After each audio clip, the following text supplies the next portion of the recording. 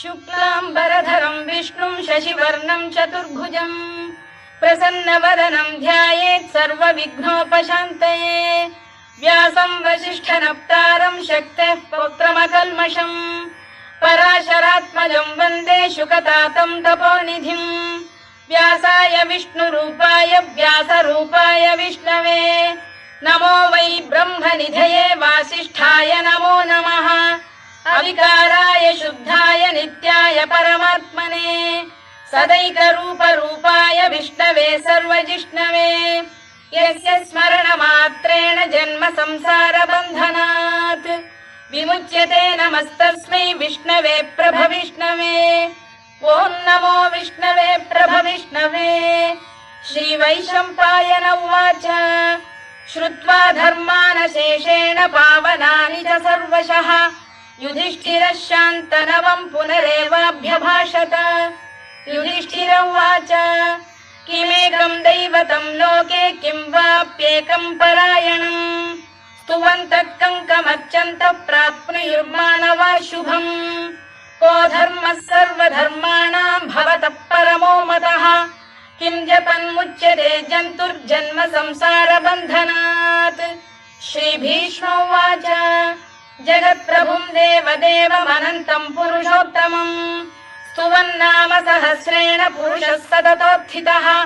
तमेव चार्चयन् नित्यं भक्त्या पुरुषमव्ययम् ध्यायन् स्तुवन् नमस्यं च यजमानस्तमेव च अनादिनिधनं विष्णुं सर्वलोकमहेश्वरम् लोकाध्यक्षं स्तुवन् नित्यं सर्वदुःखातिगो भवेत्। ब्रह्मण्यं सर्वधर्मज्ञं लोकानां कीर्तिवर्धनम् लोकनाथं महद्भूतं सर्वभूतभवोद्भवम् एष मे सर्वधर्माणां धर्मोऽधिकतमो मतः यद्भक्त्या पुण्डरीकाक्षं स्तवैरर्चेन्नरः सदा परमं यो महत्तेजः परमं यो महत्तपः परमं यो महद्ब्रह्म परमं यः परायणम् पवित्राणां पवित्रं यो मङ्गलानां च मङ्गलम् दैवतं देवतानां च भूतानां यो व्ययः यतः सर्वाणि भूतानि भवन्त्यादियुगागमे यस्मिंश्च प्रलयं यान्ति पुनरेव युगक्षये तस्य लोकप्रधानस्य जगन्नाथस्य भूपते विष्णोर्नाम सहस्रं मे शृणु पापभयापहम्।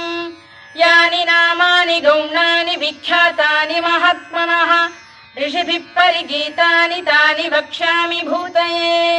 ऋषिर्नाम्नां सहस्रस्य वेदव्यासो महामुनिः छन्दोऽनुष्टुप् तथा देवो भगवान् देवकीसुतः अमृतांशुद्भवो बीजं शक्तिर्देवकीनन्दनः त्रिसामाहृदयं तस्य शान्त्यर्थे विनियुज्यते। विष्णुं जिष्णुं महाविष्णुं प्रभविष्णुं महेश्वरम् अनेकरूपदैत्यान्तं नमामि पुरुषोत्तमम्। अस्य श्रीविष्णोर्दिव्यसहस्रनामस्तोत्रमहामन्त्रस्य श्रीवेदव्यासो भगवान् ऋषिः अनुष्टुप्छन्दः श्रीमहाविष्णुः परमात्मा श्रीमन्नारायणो देवता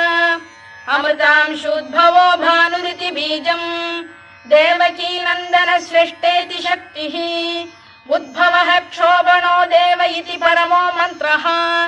शङ्खबृन्नन्दकी चक्रीति कीलकम् शार्ङ्गधन्वा गदाधर इत्यस्त्रम् रथाङ्गपाणिरक्षोभ्य इति नेत्रम् त्रिसामासामरः सामेति कवचम् आनन्दं परब्रह्मेति योनिः ऋतुः सुदर्शनकार इति दिग्बन्धः श्रीविश्वरूप इति ध्यानम् श्रीमहाविष्णुप्रीत्यर्थे सहस्रनाम जपे विनियोगः।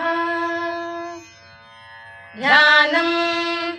क्षीरोदन्वत्प्रदेशे शुचिमणिविलसत्सैकते मौक्तिकानाम् मालाक्लुप्तासनस्थस्फटिकमणिनिभैर्मौक्तिकैर्मण्डिताङ्गः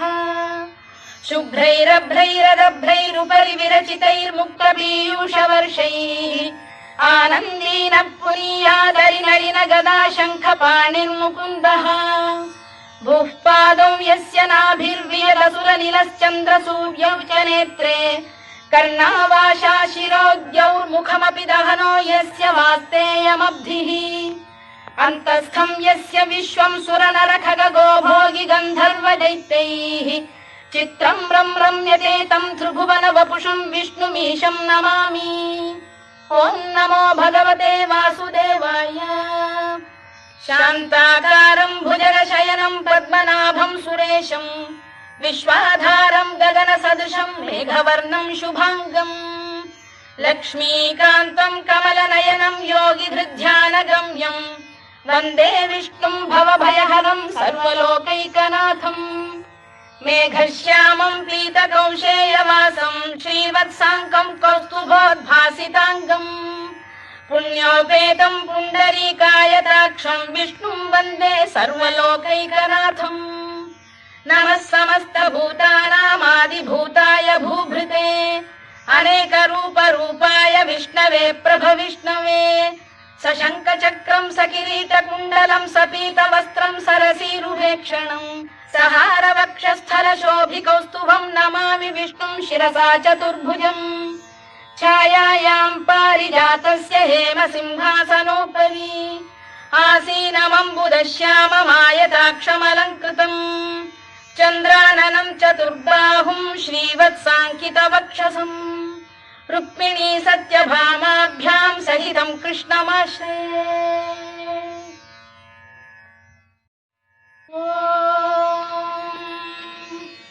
विश्वं विष्णुर्वषत्कारो भूतभव्य भवत्प्रभुः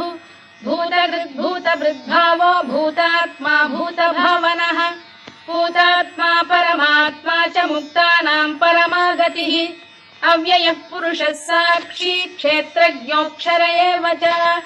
योगो योगविदां नेता प्रधानपुरुषेश्वरः नारसिंहवपुः श्रीमान् केशवः पुरुषोत्तमः सर्वः शिवस्थाणुर्भूतादिर्निधिरव्ययः सम्भवो भावनो भर्ता प्रभवः प्रभुरीश्वरः स्वयंभूः शम्भुरादित्यः पुष्कराक्षो महास्वनः अनादिनिधनो धाता विधाता धातुरुत्तमः अप्रमेयो ऋषिकेशः पद्मनाभोऽमरप्रभुः विश्वकर्मा मनुस्पष्टा स्थविष्ठस्थविरो ध्रुवः अग्राह्यः शाश्वतः कृष्णो लोहिताक्षप्रदर्दनः प्रभूतस्त्रिककुब्धाम पवित्रं मङ्गलं परम् ईशानप्राणद प्राणो ज्येष्ठः श्रेष्ठः प्रजापतिः हिरण्यगर्भो भूगर्भो माधवो मधुसूदनः ईश्वरो विक्रमी धन्वी मेधावी विक्रमक्रमः अनुत्तमो दुराधर्षः कृतज्ञः कृतिरात्मवान् सुरेशः शरणं शर्म विश्वरेता प्रजाभवः अधः संवत्सरो व्यालः प्रत्ययः सर्वदर्शनः अजः सर्वेश्वरः सिद्धः सिद्धिः सर्वादिरच्युतः वृषाकपिरमेयात्मा सर्वयोगविनिसृतः वसुर्वसुमनः सत्यः समात्मा संमितः समः अमोघः पुण्डरीकाक्षो वृषकर्मा वृषाकृतिः रुद्रो बहुशिरा बभ्रुर्विश्वयोनिश्रुतिश्रवाः अमृतः शाश्वतस्थाणुर्वरारोहो महातपाः सर्वगः सर्वविद्भानुर्विश्वक्सेनो जनार्दनः वेदो वेदविदव्यङ्गो वेदाङ्गो वेदवित्कविः लोकाध्यक्षः सुराध्यक्षो धर्माध्यक्षः कृताकृतः चतुरात्मा चतुर्व्यूहश्चतुर्दंष्टश्चतुर्भुजः भ्राजिष्णुर्भोजनं भोक्ता सहिष्णुर्जगदादिजः अनघो विजयो जेता विश्वयोनिः पुनर्वसुः उपेन्द्रो वामनः प्रांशुरमोघः शुचिरूर्जितः अतीन्द्रः सङ्ग्रहः सर्गो धृतात्मा नियमो यमः वेद्यो वैद्यः सदा योगी वीरः माधवो मधुः अतीन्द्रियो महामायो महोत्साहो महाबलः महाबुद्धिर्महावीर्यो महाशक्तिर्महाद्युतिः अनिर्देश्य वपुः श्रीमान् अमे आत्मा महादृधृत् महेश्वासो महीभर्ता श्रीनिवासः सताङ्गतिः अनिरुद्धः सुरानन्दो गोविन्दो गोविदाम्पतिः मरीचिर्दमनो हंसः सुपर्णो भुजगोत्तमः हिरण्यनाभः सुतपाः पद्मनाभः प्रजापतिः अमृत्युः सर्वदृक्सिंहः सन्धाता सन्धिमान् स्थिरः अजो दुर्मर्षणः शास्ता विश्रुतात्मा सुरारिः गुरुर्गुरुतमो धाम सत्यः सत्यपराक्रमः निमिषो निमिषस्रग्वी वाचस्पतिरुदारधीः अग्रणी ग्रामणी श्रीमान् न्यायो नेता समीरणः सहस्रमूर्धा विश्वात्मा सहस्राक्षः सहस्रपात् आवर्तनो निवृत्तात्मा संवृतः सम्प्रमर्दनः अधः संवर्तको वह्निरनिरोधरणीधरः सुप्रसाद प्रसन्नात्मा विश्वधृक् विश्वभुग्विभुः सत्कर्ता सत्कृतः साधुर्जह्नुर्नारायणो नरः असङ्ख्येयो प्रमेयात्मा विशिष्टः शिष्टकृच्छुचिः सिद्धार्थः सिद्धसङ्कल्पः सिद्धिदः सिद्धिसाधनः वृषाही वृषभो विष्णुर्वृषपर्वा वृषोदरः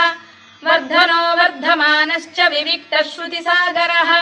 सुभुजो दुर्धरो वाग्मी महेन्द्रो वसुदो वसुः नैकरूपो बृहद्रूपः शिपिविष्टप्रकाशनः ओजस्तेजोऽब्जुदिधर प्रकाशात्मा प्रतापनः वृद्धस्पष्टाक्षरो मन्त्रश्चन्द्रांशुर्भास्करद्युतिः अमृतांशुद्धवो भानुः शशबिन्दुः सुरेश्वरः औषधम् जगतः सेतुः सत्यधर्मपराक्रमः भूतभव्यभवन्नाथः पवनः पावनो नरः कामः कामकृत्कान्तः कामः कामप्रदप्रभुः युगादिकृद्युगावर्तो नैकमायो महाशनः अदृश्यो व्यक्तरूपश्च सहस्रजिदनन्तजित् इष्टो विशिष्टः शिष्टेष्टः शिखण्डी नघुषो वृषः क्रोधः क्रोधकृत्कर्ता विश्वबाहुर्महीधरः अच्युत प्रथित प्राण प्राणदो वासवानुजः अपां निधिरधिष्ठानमप्रमत्त प्रतिष्ठितः स्कन्द स्कन्दधरो धुर्यो वरदो वायुवाहनः वासुदेवो बृहद्भानुरादिदेवः पुरन्दरः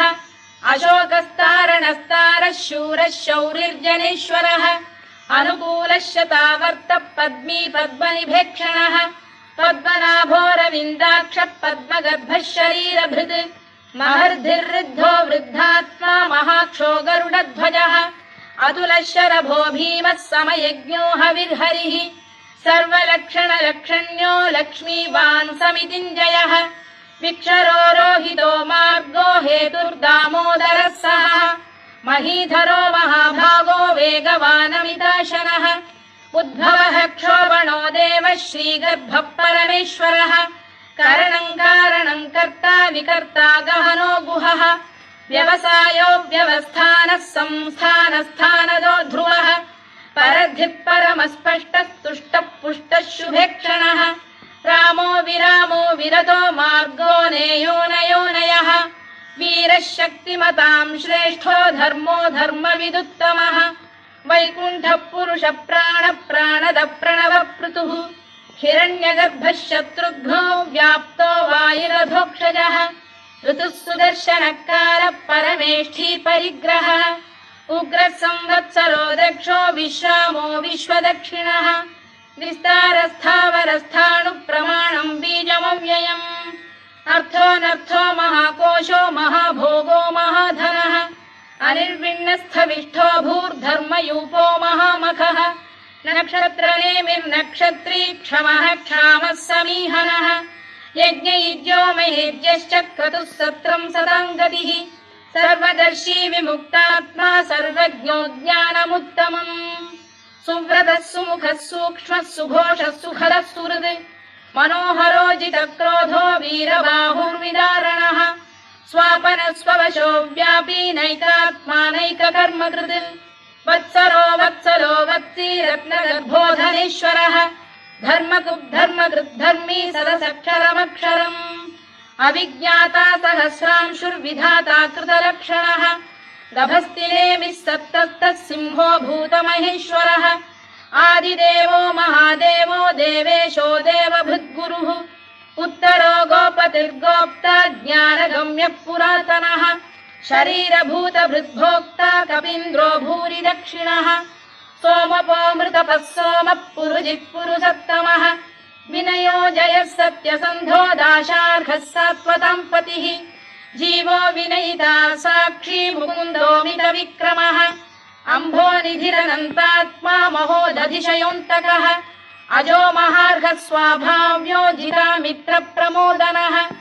आनन्दो नन्दनो नन्दः सत्यधर्मात्रिविक्रमः महर्षि कपिलाचार्यः कृतज्ञो मेदिनीपतिः त्रिपदस्त्रिदशाध्यक्षो महाशृङ्गकृतान्तकृत् महावराहो गोविन्दः सुषेणः कनकाङ्गनी गुह्यो गभीरो गहनो गुप्तश्चक्रगदाधरः मेधास्वाङ्गो जितकृष्णो दृढः सङ्कर्षणोच्युतः वरुणो वारुणो वृक्षः पुष्कराक्षो महामनाः भगवान् भगहानन्दी वनमाली हलायुधः आदित्यो ज्योतिरादित्यः सहिष्णुर्गतिसत्तमः सुधन्वाखण्ड परशुर्दारुणो द्रविणप्रदः दिवस्पृक् सर्वदृग्व्यासो वाचस्पतिरयो निजः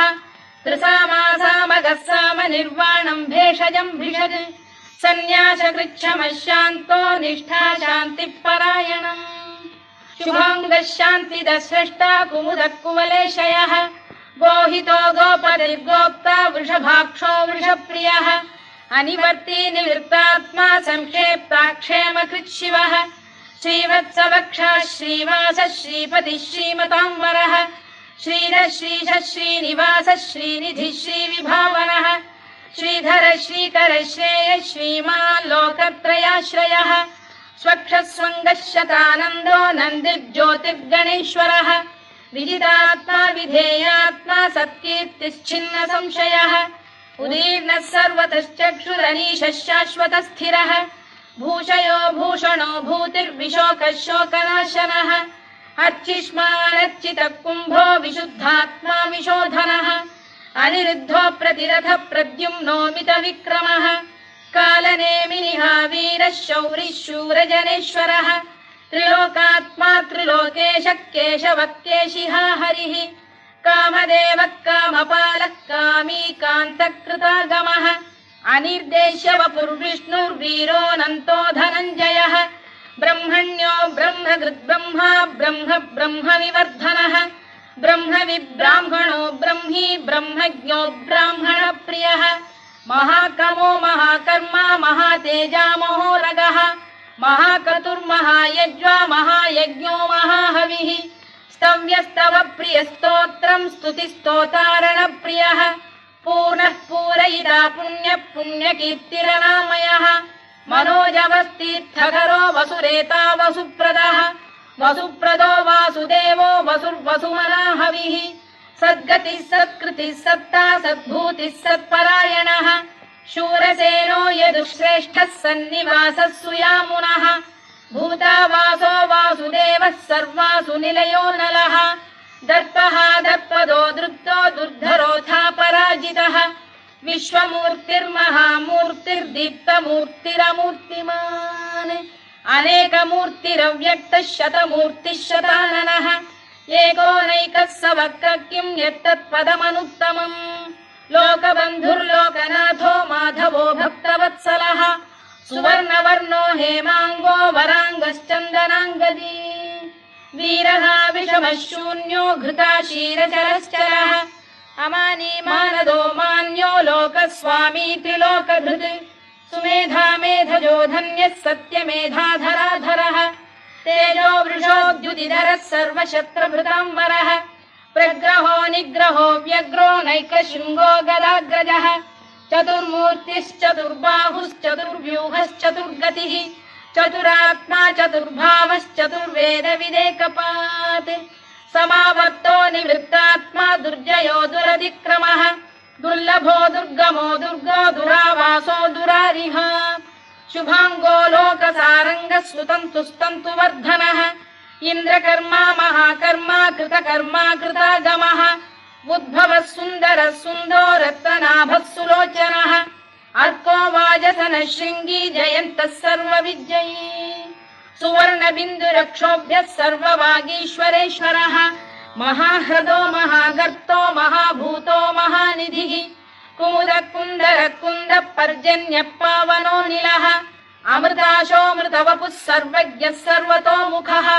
सुलभः सुव्रतः सिद्धः शत्रुजिच्छत्रुतापनः न्यग्रोधोदुम्बरोश्चतश्चाणूरान्ध्रैषूदनः सहस्रार्चिः सप्तजिह्वः सप्तैधा सप्तवाहनः अमूर्तिरनघोचिन्त्यो भयकृद्भयनाशनः अणुबृहत्कृशस्थूलो गुणभृन्निर्गुणो महान् अधृतस्वधृतस्वास्य प्राग्वंशो वंशवर्धनः धारभृत्कथितो योगी योगीशः सर्वकामदः आश्रमश्रमणः क्षामः सुपर्णो वायुवाहनः धनुर्धरो धनुर्वेदो दण्डो दमयिता दमः अपराजितः सर्वसहो नियन्ता नियमो यमः सत्त्ववान् सात्विकः सत्यः सत्यधर्मपरायणः अभिप्रायप्रियार्होः प्रियकृत्प्रीतिवर्धनः विहाय सगदिर्ज्योतिः सुरुचिर्पुतभुग्विभुः रविर्विरोचनः सूर्यः सवितारविलोचनः अनन्तो हुतभुग्भोक्ता सुखदो नैकजोऽग्रजः अनिर्विण्णः सदामर्षी लोकाधिष्ठानमद्भुतः सनात्सनातनतमः कपिलः कपिरव्ययः स्वस्तिदः स्वस्तिकृत् स्वस्ति स्वस्ति भुक् स्वस्ति दक्षिणः आरौद्रः कुण्डली चक्री विक्रम्यूर्जितशासनः शब्दातिगः शब्दसः शिशिरः शर्वरीकरः अक्रूरपेशलो दक्षो दक्षिणः क्षमिणां वरः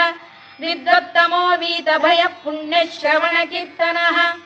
उत्तारणो दुष्कृतिः पुण्यो दुःस्वप्ननाशनः वीरः रक्षणः सन्तो जीवनपर्यवस्थितः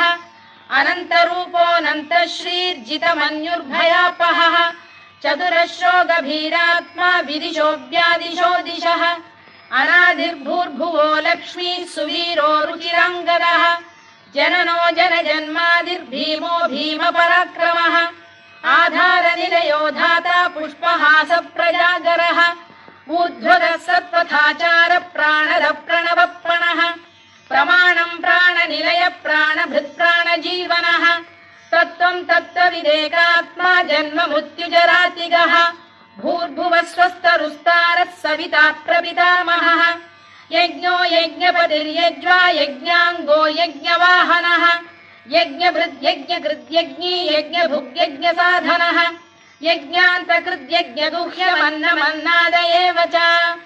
आत्मयोनिः स्वयं जातो वैखानः सामगायनः देवकीनन्दनः स्रष्टा क्षितीशः पापनाशनः शङ्खबृन्नन्दकी चक्री शार्ङ्गधन्वा गदाधरः तथाङ्गपाणिरक्षोभ्यः सर्वप्रहरणायुधः सर्वप्रहरणायुधो नम इति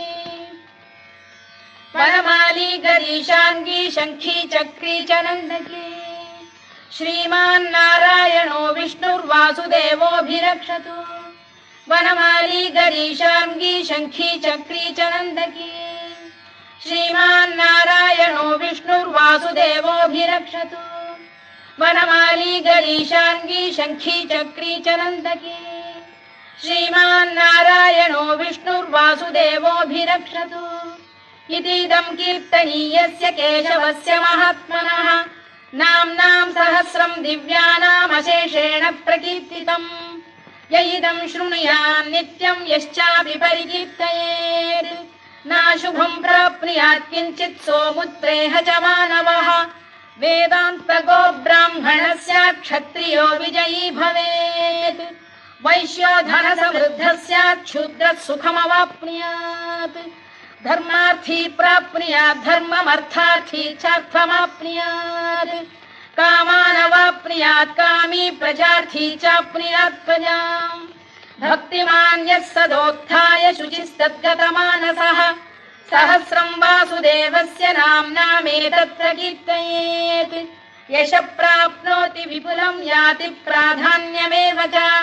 अचलाम् श्रियमाप्नोति श्रेयः प्राप्नोत्यनुत्तमम् न भयम् क्वचिदाप्नोति वीर्यम् तेजश्च विन्दति भवत्यरोगोद्युतिमान् बलरूपगुणान्वितः रोगार्तो मुच्यते रोगात् बद्धो मुच्येत बन्धनात् भयान्मुच्येत भीतस्तु मुच्येतापन्न आपदः दुर्गाण्यतितरत्याशु पुरुषः पुरुषोत्तमम् सुवन्नाम सहस्रेण नित्यम् भक्तिसमन्वितः वासुदेवाश्रयो मर्त्यो वासुदेवपरायणः सर्वपापविशुद्धात्मा याति ब्रह्म सनातनम् न वासुदेव भक्तानामशुभम् विद्यते क्वचित् जन्म मृत्युजरा व्याधि भयम् नैवोपजायते इमं स्तवमधीयानः श्रद्धा भक्ति समन्वितः युज्येतात्मसुखक्षान्ति श्रीधृति स्मृति कीर्तिभिः न क्रोधो न च मात्सर्यम् न लोभो न शुभामतिः भवन्ति कृतपुण्यानाम् भक्तानाम् पुरुषोत्तमे द्यौः स चन्द्रार्कनक्षत्राखम् दिशो भूर्महोदधिः वासुदेवस्य वीर्येण विधृतानि महात्मनः ससुरासुरगन्धर्वम् स यक्षोरगराक्षसम् जगत्वशे वर्ततेदम् कृष्णस्य सचराचरम् इन्द्रियाणि मनो बुद्धिः सत्त्वम् तेजो बलम् धृतिः वासुदेवात्मकान्याहुः क्षेत्रम् क्षेत्रज्ञ एव च सर्वागमानामाचार प्रथमम् परिकल्पते आचार प्रभवो धर्मो धर्मस्य प्रभुरच्युतः ऋषयः पितरो देवा महाभूतानि धातवः जङ्गमा जङ्गमम् चेदम् जगन्नारायणोद्भवम् योगो ज्ञानम् तथा साङ्ख्यम् विद्या शिल्पादिकर्म च वेदाः शास्त्राणि विज्ञानमेतत् सर्वम् जनार्दनात् एको विष्णुर्महद्भूतम् पृथग्भूतान्यनेकशः त्रीन् लोकान् व्याप्य भूतात्मा भुङ्क्ते विश्वभुवव्ययः इमं स्तवम् भगवतो विष्णोर्व्यासेन कीर्तितम् पठेद्य इच्छेत् पुरुषः श्रेयत् प्राप्तुम् सुखानि च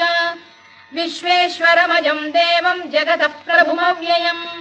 भजन्ति ये पुष्कराक्षम् न ते यान्ति पराभवम् न ते यान्ति पराभवम् ओन्नमयिति अर्जुनोवाच पद्मपत्र विशालाक्ष पद्मनाभ सुरोत्तमा भक्तानामनुरक्तानाम् त्राता भव जनार्दन श्रीभगवानुवाच यो माम् नाम सहस्रेण स्तोतुमिच्छति पाण्डव सोऽहमेकेन श्लोकेन स्तुत एव न संशयः स्तुत एव न संशयोऽन्नम इति व्यास उवाच वासनाद्वासुदेवस्य वासितम् भुवनत्रयम्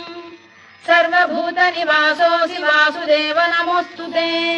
वासुदेव नमोऽस्तु ते ॐ नम इति पार्वत्युवाच केनोपायेन लघुना विष्णोर्नाम सहस्रकम् पठ्यते पण्डितैर्नित्यम् श्रोतुमिच्छाम्यहम् प्रभो ईश्वर उवाच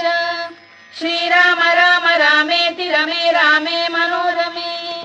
सहस्रनाम तत्तुल्यम् राम नाम वरानने श्रीराम राम रामेति रमे रामे मनोरमे सहस्रनाम तत्तुल्यम् राम नाम वरानने श्रीराम राम रामेति रमे रामे मनोरमे सहस्रनाम तत्तुल्यम् राम नाम वरानने राम नाम वरानन ॐ नम इति ब्रह्मोवाच नमोऽस्त्वनन्ताय सहस्रमूर्तये सहस्रपादाक्षि शिरोरुबाहवे सहस्रनाम्ने पुरुषाय शाश्वते सहस्रकोटियुगधारिणे नमः सहस्रकोटियुगधारिणे नमः ॐ नम इति